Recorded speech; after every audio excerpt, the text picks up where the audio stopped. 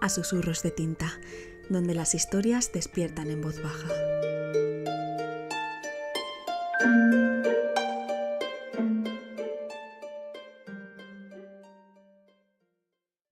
Los ojos verdes. Gustavo Adolfo Bécquer. Hace mucho tiempo que tenía ganas de escribir cualquier cosa con este título. Hoy, que se me ha presentado ocasión, lo he puesto con letras grandes en la primera cuartilla de papel y luego he dejado a capricho volar la pluma. Yo creo que he visto unos ojos como los que he pintado en esta leyenda. No sé si en sueños, pero yo los he visto.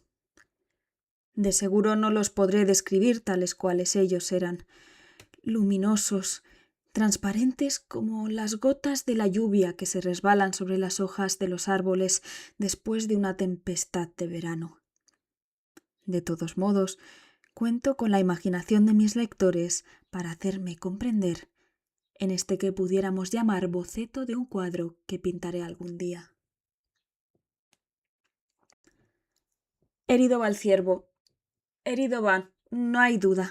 Se ve el rastro de la sangre entre las zarzas del monte, y al saltar uno de esos lentiscos han flaqueado sus piernas. Nuestro joven señor comienza por donde otros acaban. En 40 años de montero no he visto mejor golpe.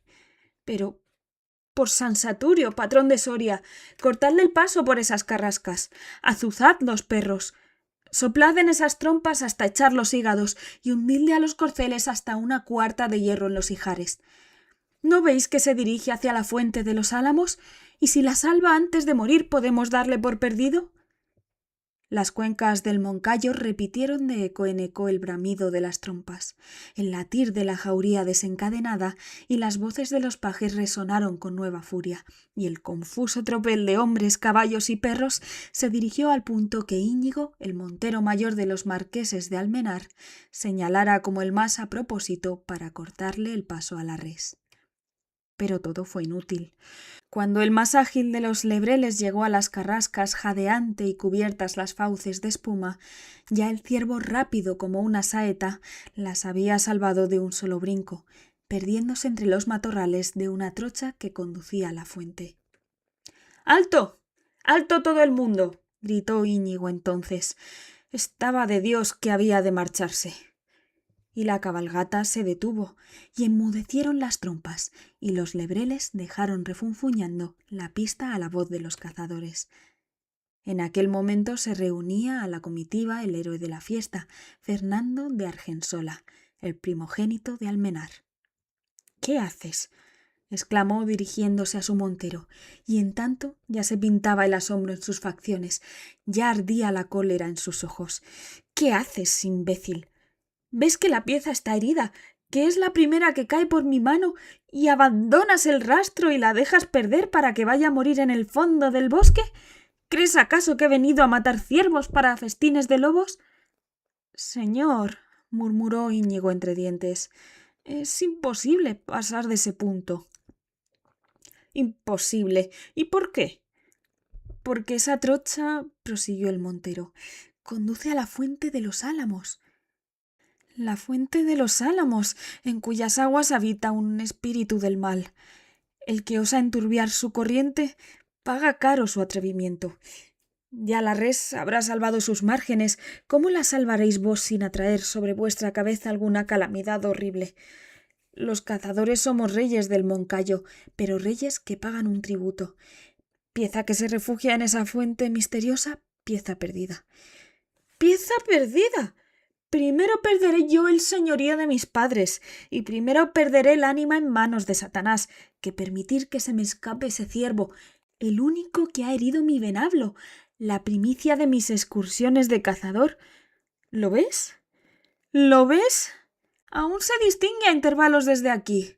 Las piernas le faltan, su carrera se acorta. ¡Déjame! ¡Déjame! Suelta esa brida o te revuelco en el polvo. ¿Quién sabe si no le daré lugar para que llegue a la fuente?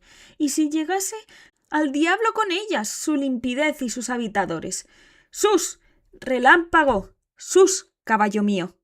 Si lo alcanzas, mando engarzar los diamantes de mi joyel en tu serreta de oro.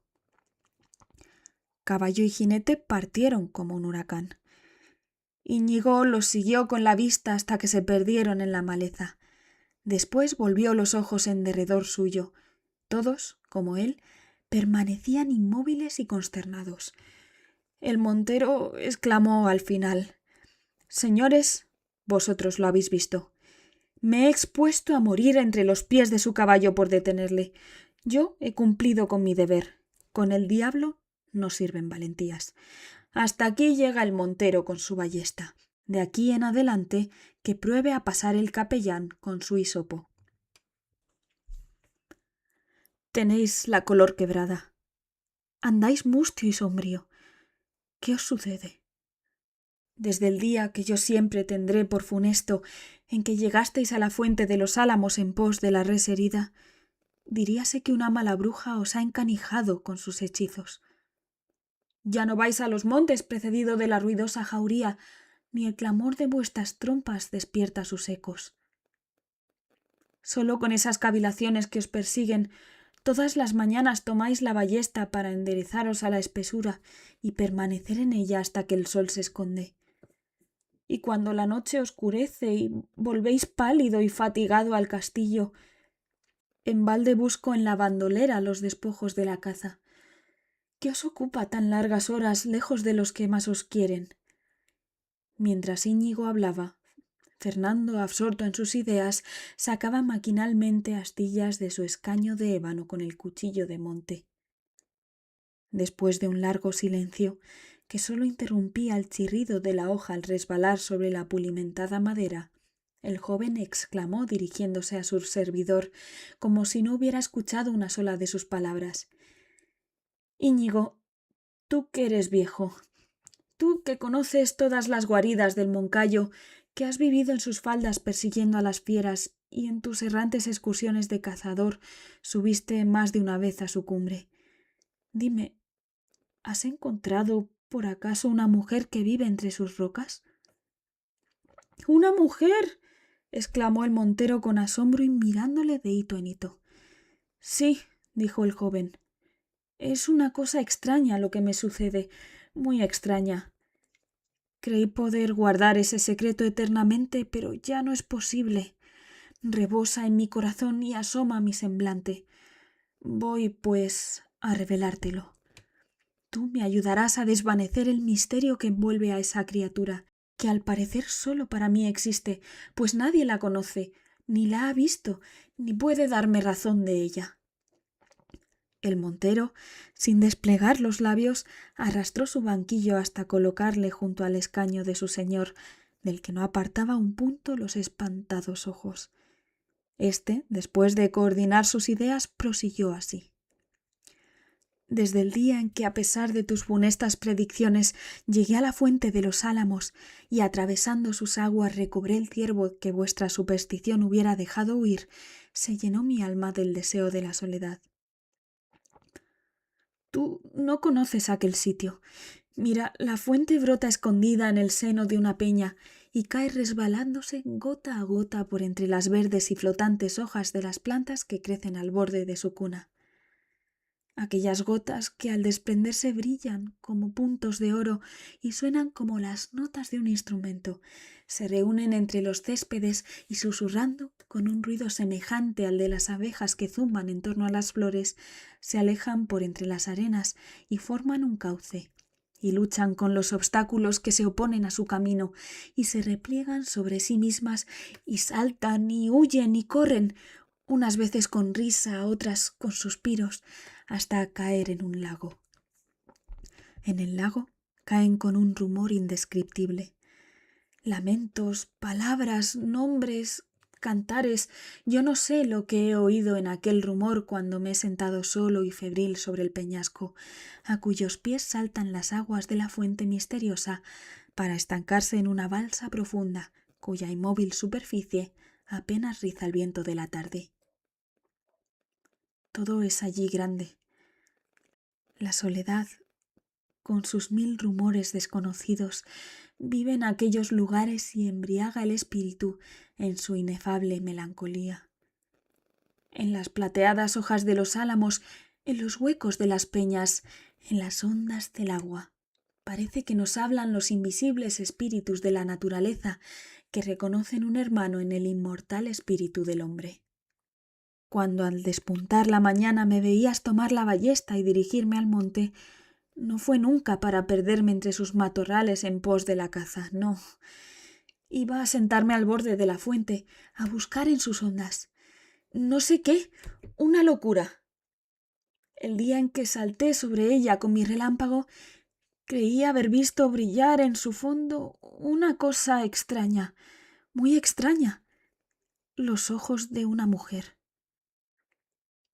Tal vez sería un rayo de sol que serpeó fugitivo entre su espuma, tal vez una de esas flores que flotan entre las algas de su seno y cuyos cálices parecen esmeraldas.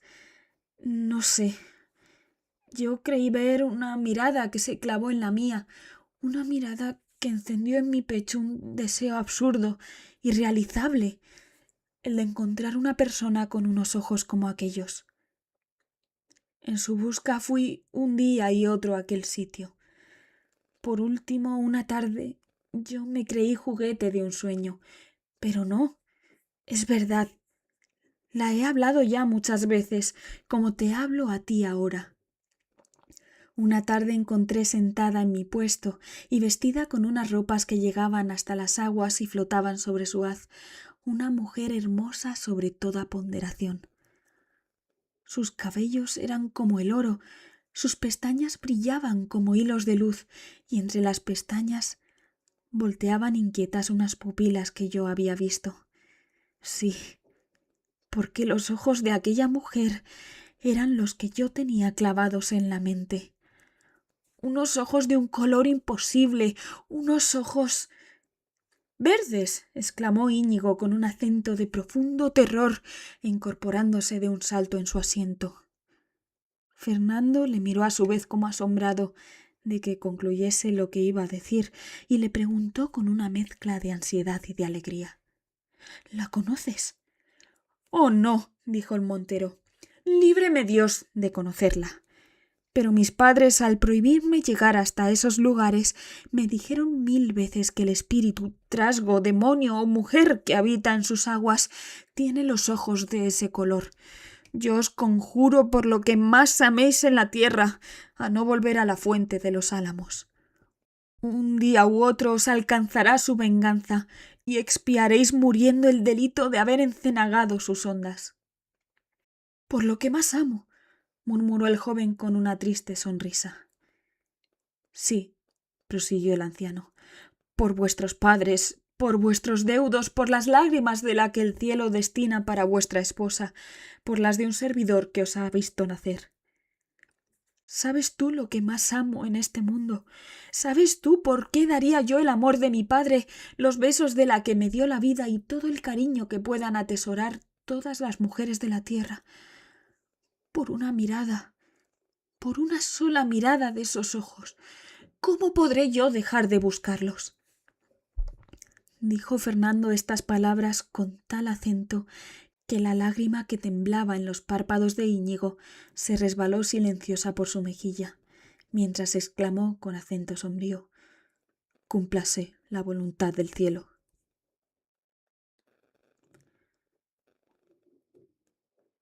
¿Quién eres tú?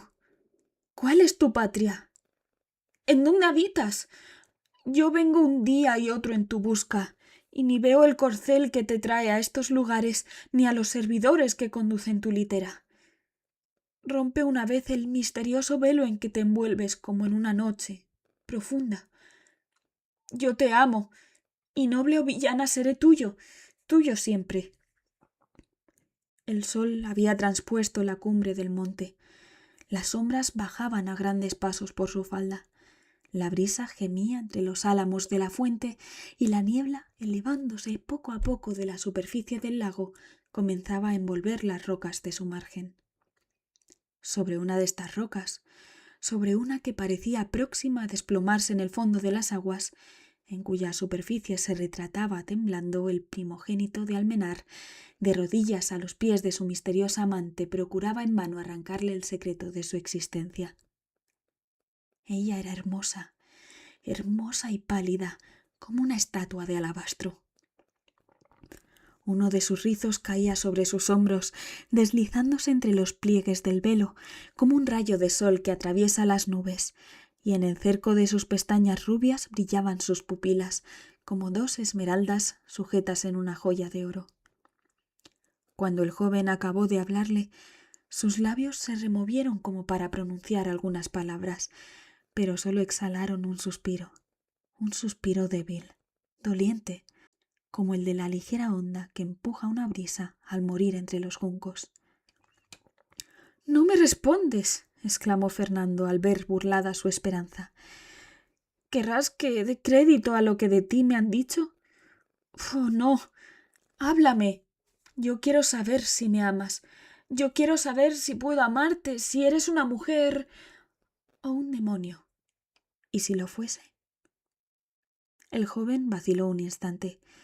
Un sudor frío corrió por sus miembros. Sus pupilas se dilataron al fijarse con más intensidad en las de aquella mujer, y fascinado por su brillo fosfórico, demente casi, exclamó en un arrebato de amor: «Si lo fueses, te amaría como te amo ahora, como es mi destino amarte, hasta más allá de esta vida, si hay algo más allá de ella». «Fernando», dijo la hermosa entonces con una voz semejante a una música, «yo te amo más aún que tú me amas. Yo que desciendo hasta un mortal siendo un espíritu puro. No soy una mujer como las que existen en la tierra. Soy una mujer digna de ti, que eres superior a los demás hombres. Yo vivo en el fondo de estas aguas, incorpórea como ellas, fugaz y transparente. Hablo con sus rumores y ondulo con sus pliegues. Yo no castigo al que osa turbar la fuente donde moro.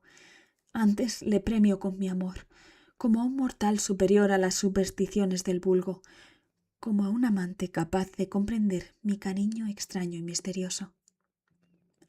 Mientras ella hablaba así, el joven, absorto en la contemplación de su fantástica hermosura, atraído como por una fuente desconocida, se aproximaba más y más al borde de la roca.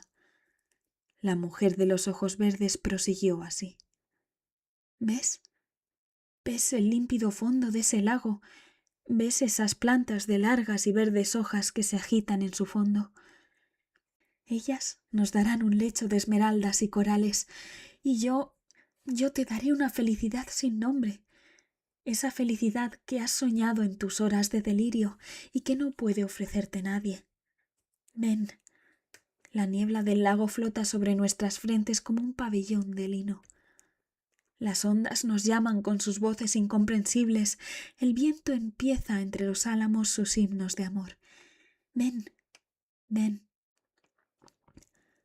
La noche comenzaba a extender sus sombras, la luna rielaba en la superficie del lago, la niebla se arremolinaba al soplo del aire, y los ojos verdes brillaban en la oscuridad como los fuegos fatuos que corren sobre el haz de las aguas infectas.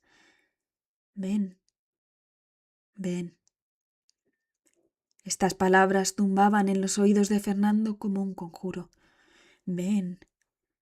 Y la mujer misteriosa le llamaba al borde del abismo donde estaba suspendida, y parecía ofrecerle un beso. Un beso. Fernando dio un paso hacia ella, otro, y sintió unos brazos delgados y flexibles que se liaban a su cuello y una sensación fría en sus labios ardorosos. Un beso de nieve. Y vaciló. Y perdió pie, y cayó al agua con un rumor sordo y lúgubre. Las aguas saltaron en chispas de luz y se cerraron sobre su cuerpo, y sus círculos de plata fueron ensanchándose hasta expirar en las orillas.